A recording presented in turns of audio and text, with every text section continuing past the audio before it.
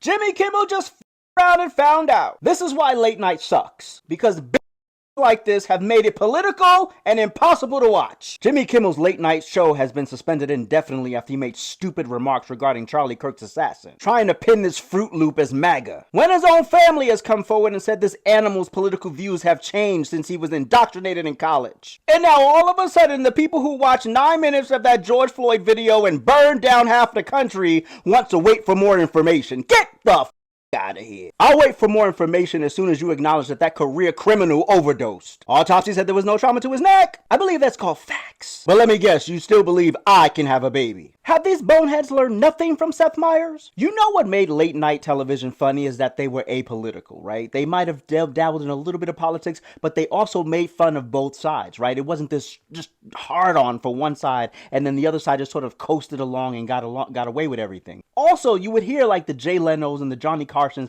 they say to keep the politics out of it, because the last thing you want to hear after you've been fighting the world all day, you want to come on, this is the end of your day, this is the late night, so you want to be entertained, you want to laugh, you want to take your mind off the arguments, right? But no, here you are, activists posing as comedians. Political comedy is about as good as political rap. The overwhelming majority of the time it sucks. Enjoy your vacation, Jimmy, and maybe one day your show will be funny again.